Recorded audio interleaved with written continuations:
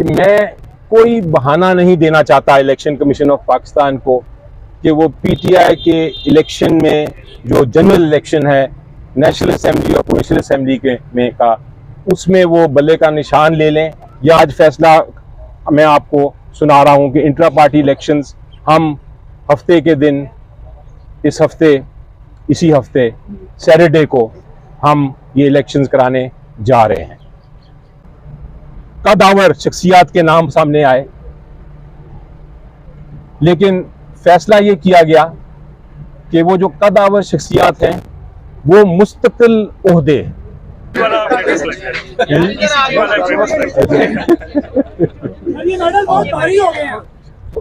बिस्मिल्लाह करें सर। बिस्मिल्लाहिर्रहमानिर्रहीम।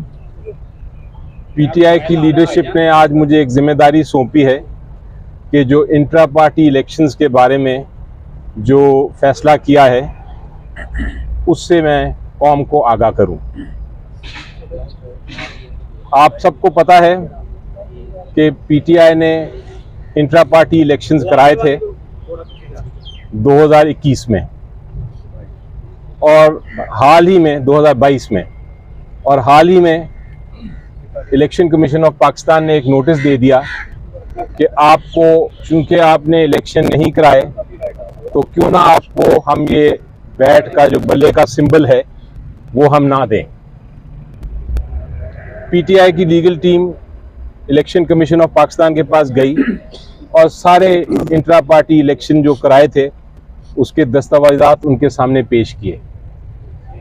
Election commission of Pakistan ने वो देख के और बहस सुनने के बाद ये फैसला किया, और ये फैसला रिपोर्ट भी हुआ पूरी मीडिया पे अगले दिन और उस दिन भी, कि हम सेटिस्फाइड हैं। इलेक्शन कमीशन ऑफ पाकिस्तान ने कहा हम सेटिस्फाइड हैं, हम मुतमईन हैं कि आपने ये इलेक्शन कराया था, इसलिए हम ये अपना नोटिस जो है वो वापस लेते हैं।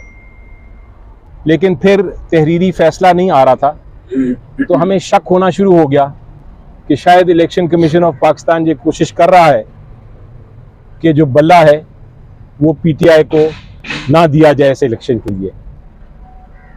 और वो जो शक था वो यकीन में तब्दील हो गया जब इलेक्शन कमीशन ऑफ पाकिस्तान ने तहरीरी फैसला कर दिया। उस फैसले में अपना जो जुबानी अनाउंस फैसला था उसको तब्दील किया और ये कहा कि आपका इलेक्शन हम नहीं मानते, आप 20 दिन के अंदर अंदर इलेक्शन कराएं। हमारी नज़र में ये फैसला गैर आईनी और गैर कानूनी था। उस वक्त हमारे पास दो रास्ते थे, या तो हम इसको चैलेंज करें, अदालतें उज़्मा जाएं और इसको, इस फैसले गैर आईनी और गैर कानूनी इलेक्शन कमीशन फैसले को फारिग कराएं। दूसरा रास्ता ये था कि जैसा भी फैसला है, चूंकि इलेक्शन का वक्त करीब आ रहा है, तो हम अपने इंट्रा पार्टी इलेक्शंस करा लें। जब ये पीटीआई की लीडरशिप के सामने ये मामला आया तो हमने ये फैसला किया कि हम दोनों रास्ते अपनाएंगे, अपील भी करेंगे और उसके साथ साथ हम इंट्रा पार्टी इलेक्शंस पीटीआई के भी कराएंगे। मेरी कल इमरान खान साहब से मुलाकात हुई और उसमें ये जो लीडरशिप की तजवीज़ थी वो उसके ऊपर मुशावरत की उनके साथ, और फाइनली उन्होंने ये प्रूव कर दिया। उन्होंने कहा कि फौरन इंट्रा पार्टी इलेक्शंस आप कराएं कानून के मुताबिक, अपने आइन के मुताबिक, और इलेक्शन कमीशन ऑफ पाकिस्तान को कोई बहाना ना दें कि वो बल्ला पीटीआई को ना दें। तो ये तो पहला फैसला हो गया। कल मैंने फिर शाम को जब मीटिंग की लीडरशिप से, तो आज फैसला मैं आपको सुना रहा हूं कि इंट्रा पार्टी इलेक्शंस हम हफ्ते के दिन इसी हफ्ते सैटरडे को हम ये इलेक्शंस कराने जा रहे हैं। दूसरा मामला एक बड़ा अहम गर्दिश कर रहा था, मुख्तलिफ फोरम्स पे उस पर तबसरे हो रहे थे, और वो ये थे कि क्या इमरान खान साहब चेयरमैन का इलेक्शन, ये इंट्रा पार्टी इलेक्शन जो होने जा रहा है, इसमें क्या इमरान खान साहब चेयरमैन का इलेक्शन लड़ेंगे या नहीं। जब इससे पहले मेरी मुलाकात हुई थी इमरान खान साहब से जेल में, तो उन्होंने कहा था, आप जो मेरी कानूनी टीम है, आप मुझे 2 मशवरे दीजिए। पहले ये कि क्या मैं ये इलेक्शन कानूनी तौर पे लड़ सकता हूं कि नहीं, और दूसरा कि अगर मैं लड़ सकता हूं तो क्या खतरात नजर आते हैं आपको, क्या खतरे हैं कि पीटीआई को जो इलेक्शन है उसको इलेक्शन कमीशन ऑफ पाकिस्तान फिर भी कलअदम करार दे देगा सिर्फ इस वजह से कि मैं इलेक्शन में हिस्सा ले रहा हूं। सो उस मीटिंग के बाद कानूनी टीम बैठी और हमने पहले जो सवाल था उसका जवाब ढूंढा। हमारे मुताबिक जो इमरान खान साहब हैं उनके खिलाफ सिर्फ एक मुकदमा है, एक केस है जिसमें फैसला हुआ है, और वो है तोशाखाना का केस। और उस तोशाखाना के केस में उनको सज़ा एक लोअर कोर्ट ने सुनाई गई। हमारे मुताबिक वो सज़ा भी बिल्कुल गैर आइनी और गैर कानूनी है। सबसे बड़ी बात यह है कि उसमें मौका ही नहीं दिया गया कि आप अपनी जो डिफेंस है, अपनी जो शहादत है, वो आप पेश कर सकें। तो जब एक केस में आपको शहादत पेश करने की इजाज़त ना दी गई हो, आप अपनी दफा कर ही ना सकते हो, तो वो फिर केस जो है वो आइन के मुताबिक वो बिल्कुल ही गैर कानूनी और कलअदम केस है। सो दूसरी बात यह है कि जिस किस्म का इल्ज़ाम लगाया हुआ है, उस इल्ज़ाम की वजह से आप वैसे भी डिस्क्वालीफाई नहीं हो सकते। आपने अगर चोरी की है, आपने डाका डाला है, आपने करप्शन की है, फिर तो आप नाअहल हो सकते हैं। लेकिन सिर्फ ये कहना कि आपने डिक्लेयर नहीं किया तोशाखाना के गिफ्ट्स को, उस किस्म के मामले पे आप वैसे भी नाअहल नहीं हो सकते। तो पहले सवाल का जवाब बड़ा क्लियर था कि इमरान खान साहब इंटर पार्टी इलेक्शंस में हिस्सा ले सकते हैं। अब आया दूसरे सवाल का जवाब जो हमने सोचा। दूसरे सवाल का जवाब ये था, दूसरा सवाल ये था, मैं दोबारा दोहराता हूं, कि क्या खतरात हैं कि अगर इसके बावजूद कि वो नाअहल नहीं है, वो इंट्रा पार्टी इलेक्शंस में हिस्सा लेते हैं, तो क्या खतरात हैं। इलेक्शन कमीशन ऑफ पाकिस्तान कोई ऐसा आखिरी वक्त पे गैर आइनी और गैर कानूनी फैसला तो नहीं कर सकता जिसकी वजह से पीटीआई को बल्ला ना मिले और पीटीआई के कैंडिडेट्स जो हैं उनकी नॉमिनेशंस कैंसिल हो जाएं।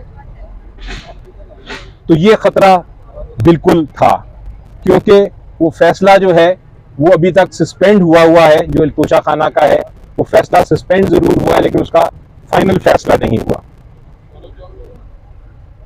तो ये मामला जब हमने डिस्कस किए, तो कल इमरान खान साहब के पास मैं ये लेके गया,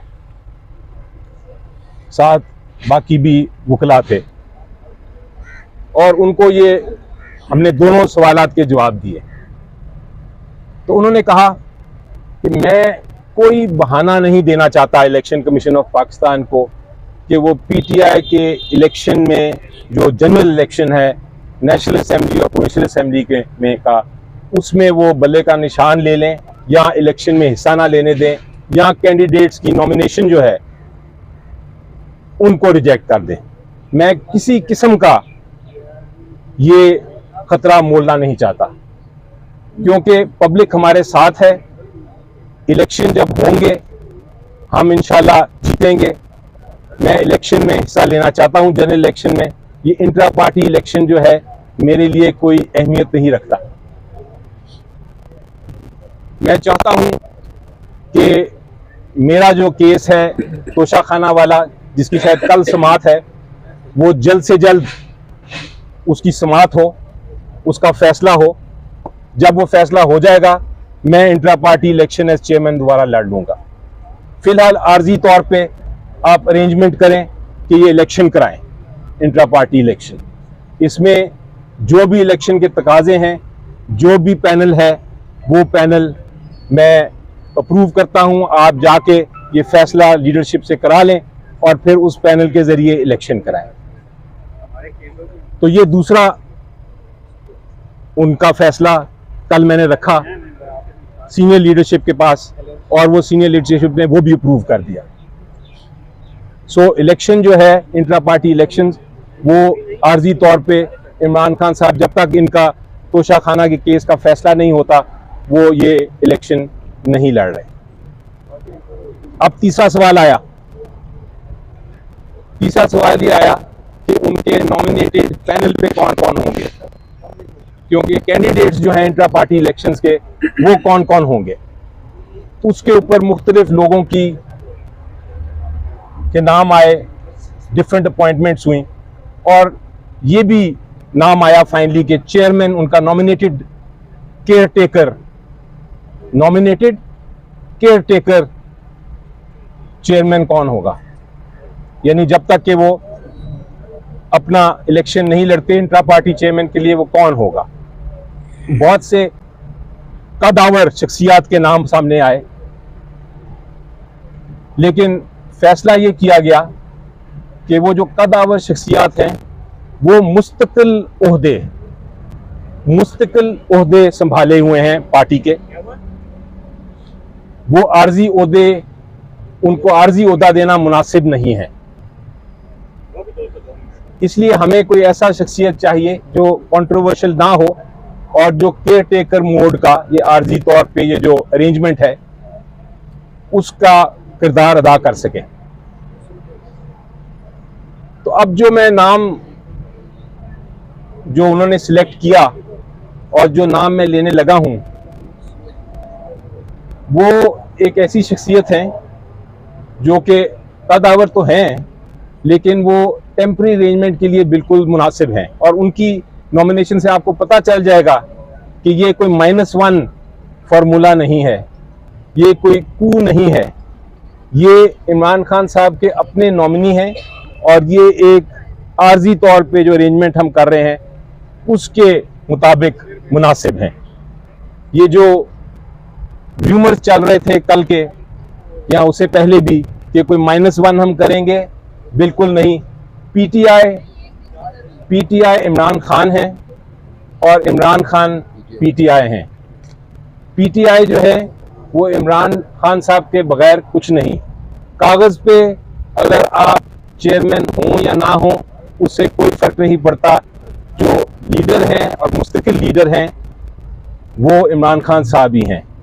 अभी चूंकि हमने कानूनी जो हमारी कार्रवाई है वो पूरी करनी है, कानून के तकाजे पूरे करने हैं, इलेक्शन कमीशन का गैर आईनी और गैर कानूनी जो ऑर्डर है उसको हमने इम्प्लीमेंट करना है, तो हमें इसलिए ये करना पड़ रहा है। और अब मैं आपके सामने वो नाम लेता हूं जो इमरान खान साहब ने नाम बताया, वो हैं बैरिस्टर गौहर साहब। बैरिस्टर गौहर साहब जो हैं हमारे बहुत लीगल टीम के अहम ओहदेदार हैं, एक रुकन हैं और वो ये टेम्पररी जो उनका एक नॉमिनेशन है वो उसको इंशाल्लाह पूरी तरह निभाएंगे। इसके अलावा अगर कोई सवाल होंगे तो मैं आपका जवाब दे दूंगा, लेकिन अगर बैरिस्टर साहब कुछ कहना चाहेंगे तो उनकी